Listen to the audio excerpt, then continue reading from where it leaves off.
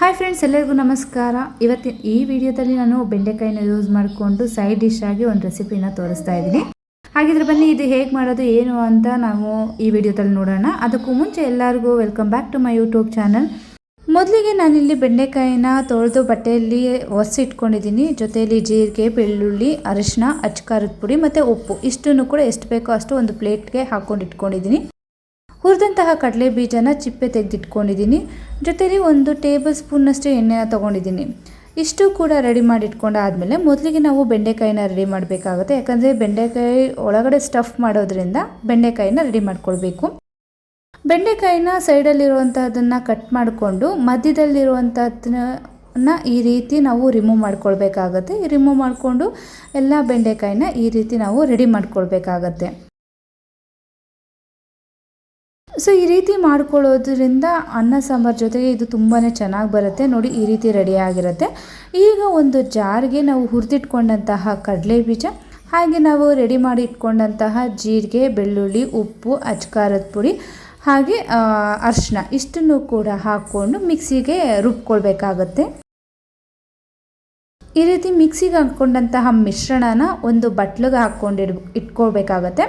ಅದ್ರ ಜೊತೆಯಲ್ಲಿ ನಾವೇನು 1 ಟೇಬಲ್ ಸ್ಪೂನ್ನಷ್ಟು ಎಣ್ಣೆ ತೊಗೊಂಡಿದ್ವಿ ಅದನ್ನು ಇದ್ರ ಜೊತೆ ನಾವು ಮಿಕ್ಸ್ ಮಾಡಿ ಒಂದೊಂದೇ ಬೆಂಡೆಕಾಯಿಗೆ ನಾವು ಇದನ್ನು ತುಂಬಬೇಕಾಗುತ್ತೆ. ತುಂಬಿದಂತಹ ಬೆಂಡೆಕಾಯಿನ ನಾವು ಆಯಿಲಲ್ಲಿ ಫ್ರೈ ಮಾಡ್ಕೊಳ್ಬೇಕು. ಹೇಗೆ ತುಂಬ್ತೀನಿ ಏನು ಅನ್ನೋದು ಕೂಡ ಈ ವಿಡಿಯೋದಲ್ಲಿ ನಾನು ತೋರಿಸ್ತೀನಿ.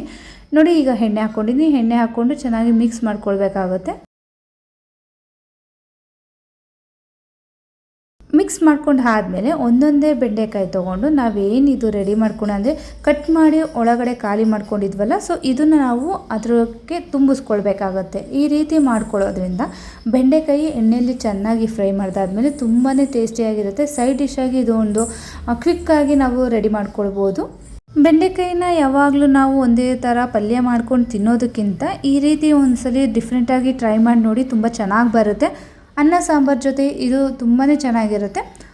ಸೊ ಈ ರೀತಿ ರೆಡಿ ಮಾಡ್ಕೊಂಡಾದಮೇಲೆ ಒಂದು ಬಾಣಲೆಗೆ ಒಂದು 4 ರಿಂದ 5 ಟೇಬಲ್ ಸ್ಪೂನ್ನಷ್ಟು ನಾನು ಎಣ್ಣೆ ಹಾಕ್ಕೊಳ್ತೀನಿ. ನೀವು ಕೂಡ ನೋಡಿ ಹಾಕ್ಕೊಳ್ಳಿ. ಅದಾದಮೇಲೆ ಎಣ್ಣೆ ಕಾಯಬೇಕು. ಕಾದಾದಮೇಲೆ ಸಾಸಿವೆ ಹಾಕ್ಕೊಂಡು ಸಾಸಿವೆ ಚಿಟಪಟ ಅಂದಾದಮೇಲೆ ಇಲ್ಲಿ ನಾನು ಕರಿಬೇವು ಹಾಕ್ಕೊಳ್ತಾ ಇದ್ದೀನಿ.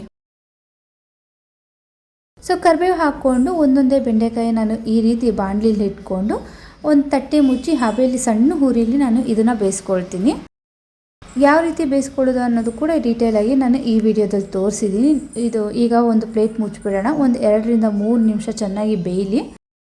ಸೊ ಒಂದ್ಸಲಿ ಈ ಥರ ಬೆಂದಾದಮೇಲೆ ಇನ್ನೊಂದು ಭಾಗ ಅಂದರೆ ಒಂದು ಸೈಡ್ ಬೆಂದಿರುತ್ತೆ, ಇನ್ನೊಂದು ಸೈಡ್ಗೆ ನಾವು ಈ ರೀತಿ ಟರ್ನ್ ಮಾಡಿದಾದ್ಮೇಲೆ ಮತ್ತೆ ಒಂದು 2 ರಿಂದ 3 ನಿಮಿಷ ಇದನ್ನು ಮತ್ತೊಂದು ಸಲ ಬೇಯಿಸ್ಕೊಳ್ಳೋಣ.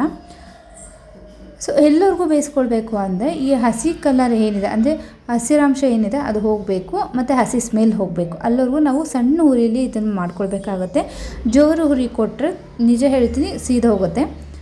ಸೊ ನೋಡಿ, ಇದು ರೆಡಿಯಾಗಿದೆ. ಇದಾದಮೇಲೆ ನಾವು ಅನ್ನ ಸಾಂಬಾರು ಜೊತೆ ಈ ಬೆಂಡೆಕಾಯಿ ಹಾಕ್ಕೊಂಡು ತಿಂತಾಯಿದ್ರೆ ತುಂಬಾ ಚೆನ್ನಾಗಿರುತ್ತೆ. ನೀವು ಕೂಡ ಒಂದ್ಸಲ ನಿಮ್ಮ ಮನೇಲಿ ಈ ರೀತಿ ಬೆಂಡೆಕಾಯಿನ ಫ್ರೈನ ಟ್ರೈ ಮಾಡಿ ನೋಡಿ. ಸೊ ಇವತ್ತಿನ ಈ ವಿಡಿಯೋ ನಿಮ್ಗೆ ಇಷ್ಟ ಆಗಿದೆ, ಸಬ್ಸ್ಕ್ರೈಬ್ ಮಾಡಿ, ಹಾಗೆ ಬೆಲ್ ಐಕಾನನ್ನು ಕ್ಲಿಕ್ ಮಾಡಿ. Thank you.